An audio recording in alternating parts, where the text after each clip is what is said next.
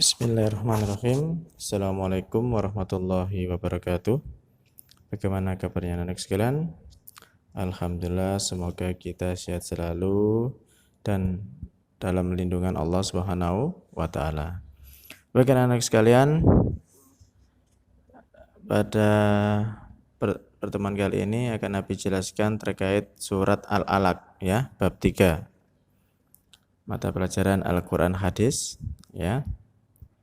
Alhamdulillah kemarin anak-anakku sudah membaca surat Al-Alaq ya, beserta artinya, kemudian juga sudah membaca tentang penjelasan surat Al-Alaq ya, asbabun nuzulnya. Sedikit Abi jelaskan terkait surat Al-Alaq ya.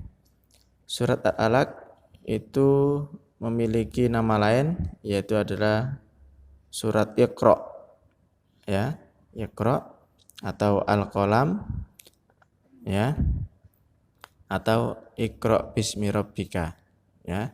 Itu adalah nama lain dari surat Al-Alaq. Surat Al-Alaq itu artinya segumpal darah ya. Jumlah ayatnya itu berjumlah 19 dan surat Al-Alaq itu tergolong surat Makkiyah, yaitu surat yang turun di kota Mekah. Dan surat Al-Alaq itu adalah wahyu yang pertama, khususnya ayat 1 sampai ayat 5, itu adalah ayat atau surat yang pertama diwahyukan oleh Allah kepada Nabi kita, Nabi Muhammad SAW di Gua Hiro ya, sampai Nabi Muhammad itu didekap oleh malaikat Jibril untuk dituntun untuk membaca ya, surat Al-Alaq ayat 1 sampai 5. Kemudian surat Al-Alaq sesuai urutannya itu adalah surat yang ke-96 ya. Kemudian surat Al-Alaq itu berdasarkan penamaannya itu diambil dari ayat yang pertama. Sedikit Abi jelaskan terkait terjemahan atau arti dari surat Al-Alaq. A'udzu billahi minasyaitonir rajim. Bismillahirrahmanirrahim.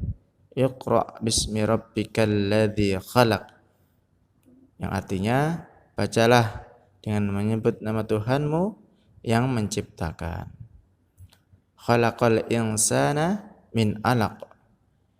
Dia telah menciptakan manusia dari segumpal darah. Nah, ayat yang pertama yaitu adalah bacalah. Sesungguhnya kita diperintahkan oleh Allah itu untuk selalu membaca dan membaca. Karena wahyu yang diturunkan oleh Allah, kata yang pertama itu adalah bacalah, Iqra.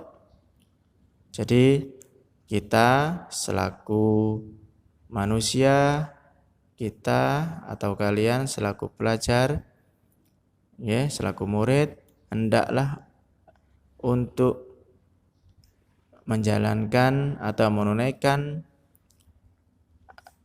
ayat yang pertama ini ya, atau perintah yang pertama ini, yaitu dengan membaca. Kenapa kok muncul perintah membaca okay, pada surat tersebut? Sesungguhnya dijelaskan bahwa kita akan mampu mendapatkan seluruh pengetahuan-pengetahuan di alam semesta ini dengan membaca. Baik itu membaca secara tekstual ataupun non-tekstual. Apa maksudnya? Membaca dengan tekstual itu adalah kita seperti membaca buku. Kemudian untuk membaca non-tekstual itu adalah kita membaca alam, membaca kondisi. Seperti halnya orang yang mencari ikan ya, kemudian atau pelaut ya, itu bagaimana paham arah kapal itu berlayar antara timur barat, ya, maka pelaut itu pasti membaca kondisi, membaca alam, ataupun membaca atau dengan melihat bintang-bintang, ya, supaya arah perahu itu atau kapal itu tidak kesasar. Ya.